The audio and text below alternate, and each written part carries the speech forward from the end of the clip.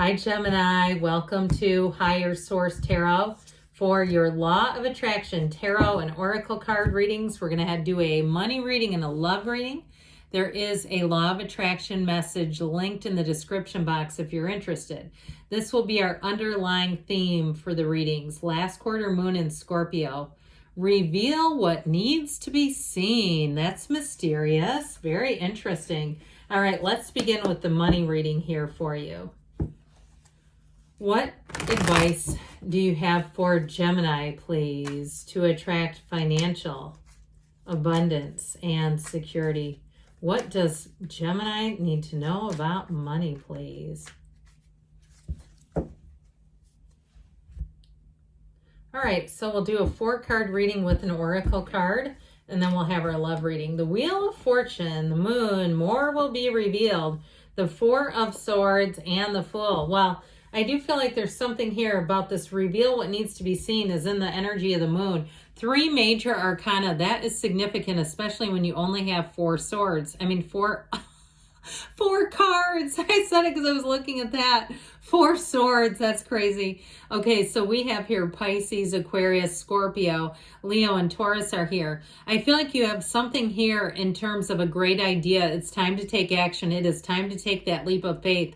And if you've been kind of taking a break from the job market, the search, or even the housing market, it's time to pick it back up again. The Wheel of Fortune inspired you. It gave you divine inspiration that comes from higher. It's that higher level of inspiration. Now, this is also a card of luck and resources. So if it seemed like you were making some progress and headway, and then perhaps you took a break because things seemed to stall out and you thought, well, I don't want to force manifest this. I'm not quite sure what's going on now, but I'm just going to take a break from the looking and the searching. It's time to get back to being busy again. So with the moon energy, more is revealed, more will be revealed. I just think it's so funny that you have that twice here. So with the moon, this is the universe conspiring with you. You take 1 step, the universe takes 2.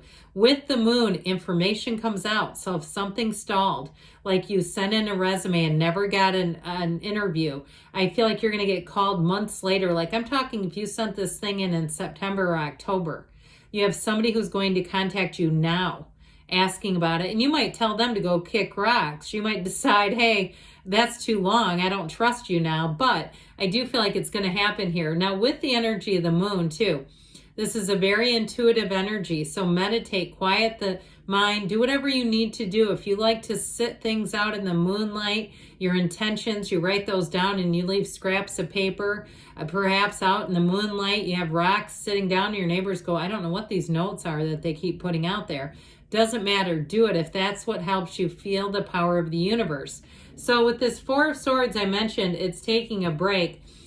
But it's asking, it will be given. Knock and the door will open. I feel like they're saying, hey, it's time to get back up now. It's time to get up and get back going at it. Now, if you're writing a book and you took a long break, it's time to get writing again, Gemini. Or if it's something to do with starting your own thing, you want to do some kind of side hustle, freelance, something like that. Or maybe it's seasonal. It feels like the season is coming back around. If you took sort of a seasonal break, I feel like it's time to get busy again. So with the energy of the Fool here, this is where you're inspired to take action, where you can't hold back. You're going to be on the creative edge. If you do something with marketing, you're going to be so valuable. And even if you're trying to find a new job and you bring something in, like that kind of showcases your skills, I feel like you're going to be just a knockout. Like they're going to say, I cannot let this person leave. They have to work here. So with this energy, this vigor that you bring in, this gusto that you bring in any situation, it's the hero's journey. People will feel that. Now, if it's a search for a house, I feel like you're being led into a new area, perhaps a different area, but I do feel like it's the right place for you. This is trust, enthusiasm, new beginnings. When the Fool shows up, it does show a big transition is coming. So I like this with all these major arcana. That's crazy. All right, you've got the Phoenix. Be prepared to be renewed after a period of crisis. Now, the cards don't show a real crisis, but they do show a standstill. So if you had a bit of a like, oh, this slowed down, I'm just going to kind of back off the gas. I'm not going to keep pumping it and flood the engine. I don't know if car engines still flood today, do they? But anyway, all right, now we're going to ask about love. What advice does Gemini need to attract the love of their lives into their lives, please? What does Gemini need to know about love, please? Messages for Gemini and love. All right, same setup, 4 cards with an oracle. You've got the 10 of Wands here, the King of Swords, the Death card. Now, I'm telling you what, death is new beginnings, and I like this. A lot of people would go, oh my God, death in a love reading? No, that's horrible. Look, these two, when they come in together, they're important. You have Scorpio, you've got water, air, fire. I feel like it's like you're going to cut out any nonsense. You're going to cut right to the chase. But the Death card is like starting the first day of the rest of your life. It's putting, see all this mess? Okay, the wreckage of the past. You're leaving all that behind. So you're, even if it's reconciliation, if it is, it's going to be very no nonsense. Now, with the energy of the Knight of Cups, though, boy, does he want to be in love. He's the trusted keeper of secrets. You have somebody here who is going to be completely transparent with you. And they're not needing a therapist, though. They're not, I don't mean it like they're going to tell you every nook and cranny when you're going, I wish they wouldn't have told me all that stuff. That's way too much information about, you know, some one night stand or something. Like, who wants to hear that? No, this is not somebody who has no boundaries. This is somebody who will tell you what's important for you to know, but they're not rehashing things. They're not constantly referring to the ex. It's somebody who's got a clean slate, okay? So with this 10 of Wands, if life has been burdensome, the love life, with this 10 of Wands, if you feel like you put in a lot of effort, perhaps in even just trying to find someone, or you felt like in a relationship it was way out of balance. This is struggle. This is not easy. But with these, the 10 of Wands, it's all about starting a new cycle and putting those wands down. Now, if you were living with somebody or even married to them, and this shows like the transition out of that relationship, perhaps even a physical move. I get it that way too. I do feel like things are going to get so much easier, and you're going to say, that was awful. I would never want to do that again.